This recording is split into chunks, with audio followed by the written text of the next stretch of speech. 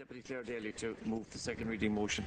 Thanks, Cian Corla. And I have to say I find it somewhat unbelievable that it's nearly 3 years since myself, Deputy Wallace and Deputy Collins first moved to a piece of legislation to try and deal with the X-case ruling, the first, if you like, proactive discussion on Ireland's abortion reality. And it was at that time that 4 incredible women, Arlette, Amanda, Ruth and Jenny, went public about their circumstances and the tragic decision that they had to make to take a trip to have a termination, having been diagnosed with a fatal fetal abnormality. And it was one of the first times that people actively promoted themselves as having had to have a termination. They went on the Late Late Show and they had a significant impact on people around the country along with their partners and families. They set up terminations for medical reasons. And this week they were in the Dáil as well, waiving their rights to privacy, sharing their stories.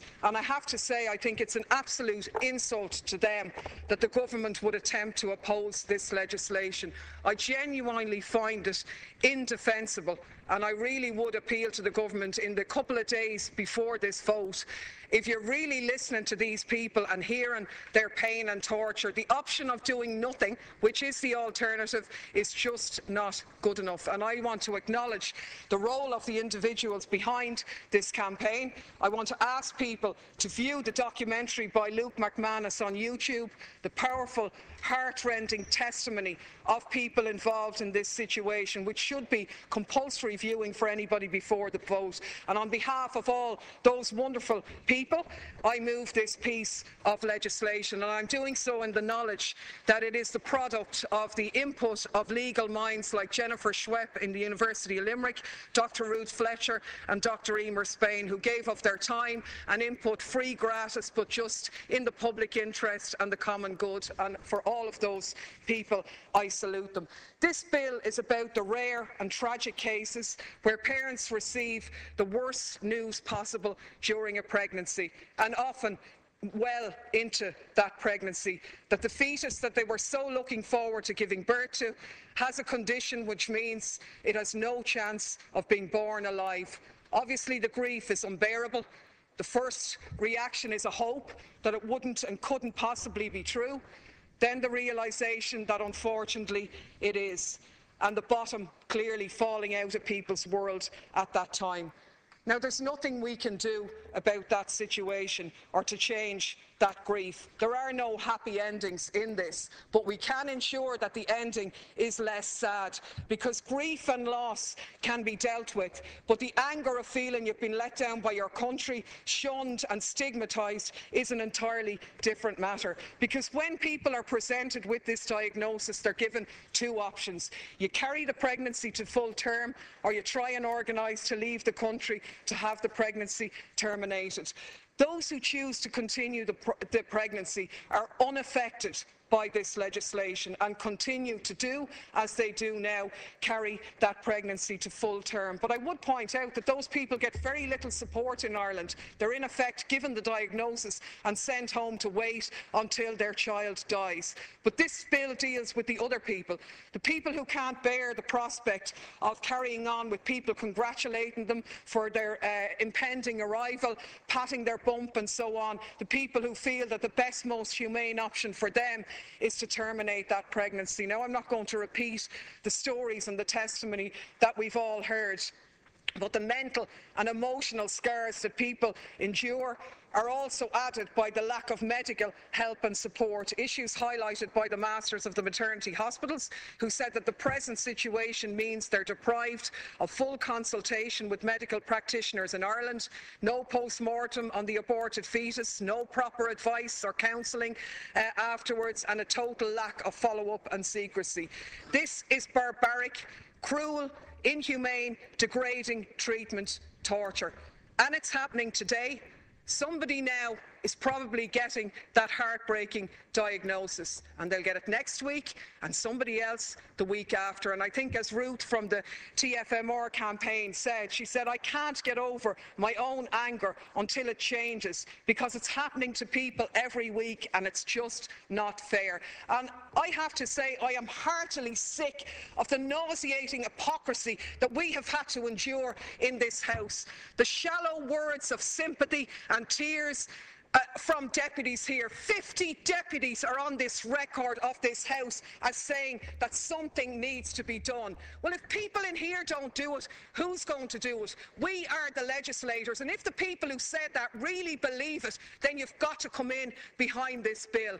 We've circulated the open letter written 3 years ago by Labour deputies, 3 MEPs, 3 senators, 15 Labour TDs, who said openly to the Minister for Health, James Riley, it is incumbent on this government to introduce legislation setting out the criteria whereby terminations of pregnancies may be carried out in circumstances of fetal abnormalities. 3 years ago, 5 of these people are now government ministers. You are the government that you're calling on to do something, so what are you doing about it? The government has done nothing. All your response is to answer the proposals we've met and say, oh no, you can't do that, you can't do that. Well, if you really believed in what we were trying to do, you'd come up with an alternative. You haven't done that. You've abandoned people, and I can honestly say there's a couple of days where I'm urging on you to change that situation. And it would seem to me that nobody here could put forward a moral or legitimate argument as to why you would oppose this bill. So what you've come up with is the old nugget. It's unconstitutional.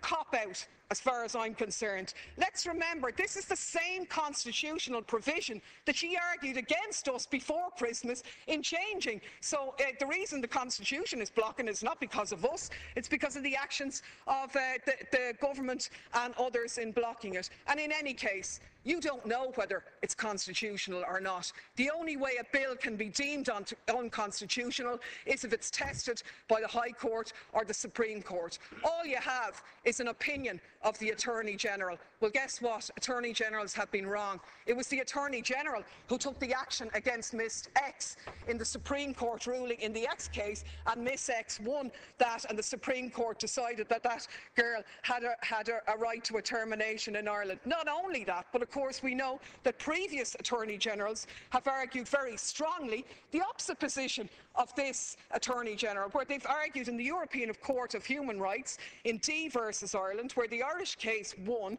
that they said D's case was deemed inadmissible because the state argued that she hadn't exhausted all domestic remedies, and the courts upheld the view that she had a reasonable prospect of success before the Irish courts in seeking a termination in those circumstances. So, you know, I honestly, I won't quote from the judgments of those cases, but they're very, very clear that they said that even if the unborn had a right to life, the right to life was not actually engaged, as it had no prospect of life outside the womb. Now, I've heard the Minister say as well that they're relying on the same advice. Well, the advice the government got before couldn't relate to this, because this is the first time there's been an amendment of the Protection of Life During Pregnancy Act. And Minister White, when that bill was being moved, said that the bill couldn't confer new rights to terminate a pregnancy. It had to clarify existing rights. And that's exactly what we are trying to do with this legislation here. Where a fetus or an unborn is incompatible with life, where that's agreed by 2 medical practitioners that it is not capable of being born alive, then it is our contention that that is perfectly permissible to have a termination in this country. The advice of the Attorney General before made that point, that if a fetus had a condition that made it incompatible with life, but was capable of being born, then it attracted the protection of Article 43.3. But if you're saying that, and you seem to be, then the corollary is also true, that if it's not capable of being born alive, then no such protection exists. And not only are we saying that abstractly, but the courts have actually examined what it means to be born alive. There's no universal standard of that, but it's very, very clear that doctors can determine with relative certainty whether a fetus will survive or not. And the recent tragic case of the PP versus HSE of the woman who was on a life support machine before Christmas actually added to what we're saying here by saying in that case, they discussed about a genuine prospect of being born alive. They talked about the stress for the family and the fetus, and that it would be a distressing exercise in futility had it continued. And therefore, it went on to talk about 43.3. So we believe very strongly that that legal opinion has added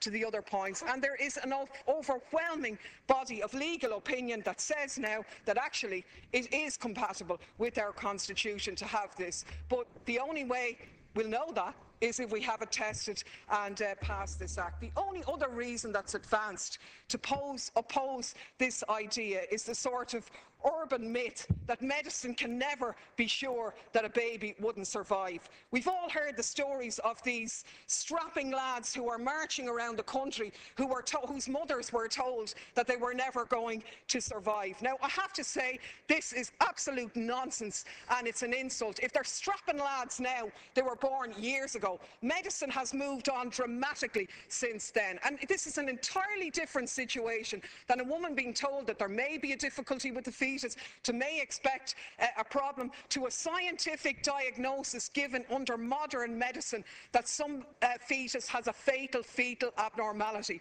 We're talking about fetuses without a brain, without a skull, with no kidneys, with tragic, complicating conditions which gives them a zero chance of life.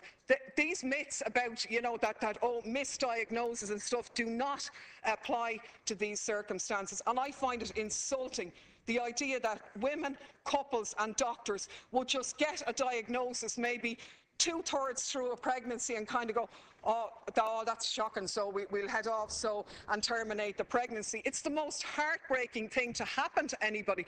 There's tests, there's retests, there's check it again, there's hope against hope that they could be wrong before, unfortunately, the reality dawns that there is no other hope in that scenario. Making a decision in these circumstances is no different than the decisions that are made every day to turn off a life support machine. Tragic, heartbreaking, but absolutely necessary, and to consider it anything else is, in my opinion, insulting. Now, there are legally sound reasons why this bill is valid. There are medically sound reasons and humane considerations as well. Not just that, but it is absolutely necessary in order for us to comply with the most basic obligations in terms of our human rights. The United Nations Human Rights Committee last year made the point that they were very concerned about the criminalisation of people in these circumstances. They talked about the severe mental suffering caused by the denial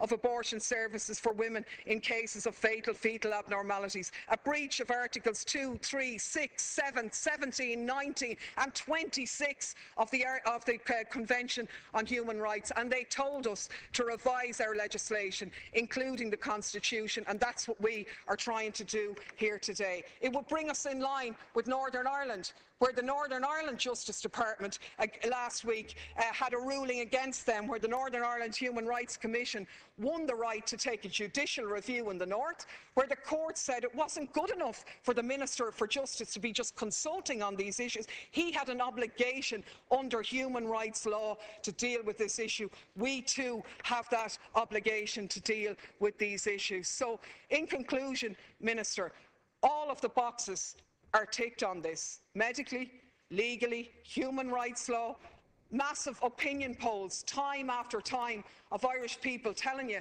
that they want this situation dealt with. They want people who face these tragedies to face them surrounded by their loved ones, by their families, by medical support and so on. And the only thing that's in the way is this House.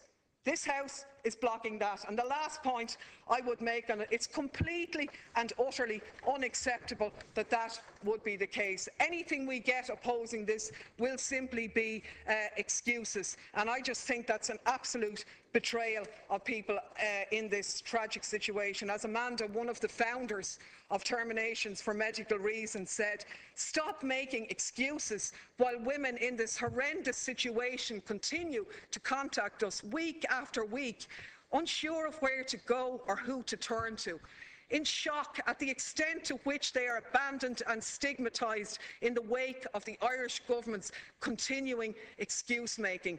Enough is enough. You are the legislators, you are the lawmakers, you have signed up to deal with these sensitive issues. It's your job. She says, I'm tired of this sadness and the anger that comes with answering phone calls and emails from distressed, expectant parents in the same situation that we were in 2.5 years ago, and having so little to offer them other than emotional support. Change is beyond you. And she goes on to say, I would say that this government, it is finally time to recognise it and to deal with this issue.